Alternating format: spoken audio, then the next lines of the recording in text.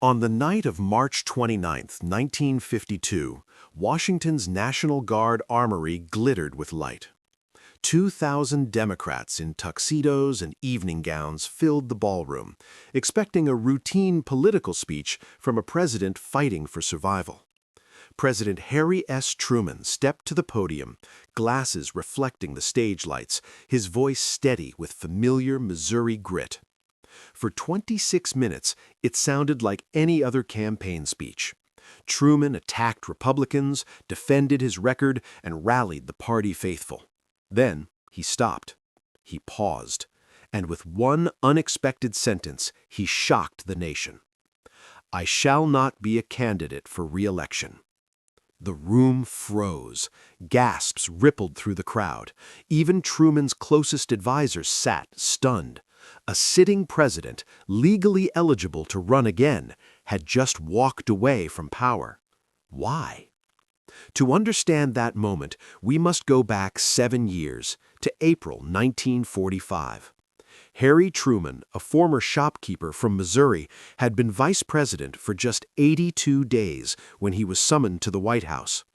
Eleanor Roosevelt delivered the words that changed his life.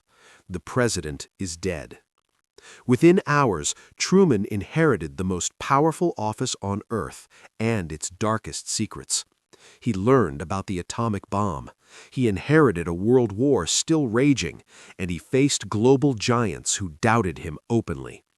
Many believed the presidency was too big for him. But Truman had something rare, the ability to make impossible decisions and live with them.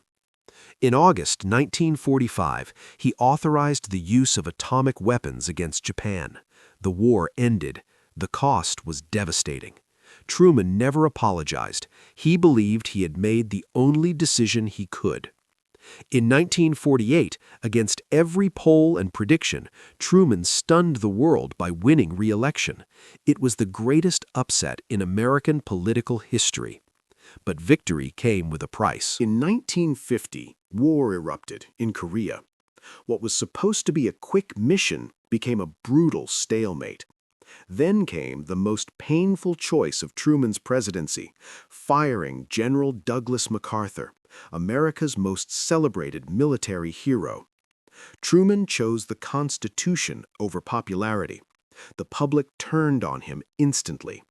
By late 1951, his approval rating collapsed to just 22%, the lowest ever recorded. At the same time, corruption scandals spread through Washington. Though Truman himself was personally honest, the damage to his reputation was permanent. Republicans boiled it all down to 3 words: Korea, communism, corruption. Then came betrayal from within.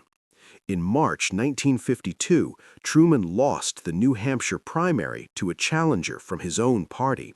It was a devastating blow. Party leaders quietly told him the truth.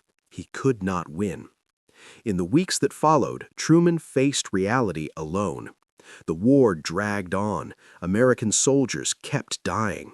His wife Bess longed to return home to Missouri, far from politics she despised.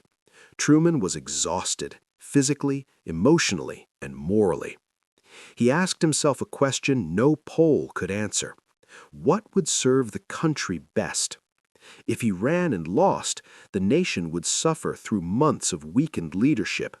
If he ran and won, 4 more years of bitter division would follow. But if he stepped aside, the country could move forward.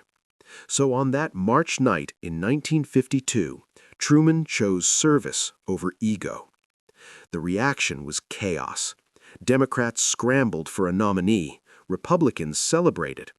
Truman returned to the White House, no longer a candidate, only a president. Free from politics, he governed until the final day, preserving stability and dignity. When Truman left office in 1953, he returned home with no fortune, no power, and no regrets. For years, he remained unpopular, but history slowly reversed its judgment. Today, Truman is remembered not for clinging to power, but for knowing when to let it go. Because true leadership isn't about holding on.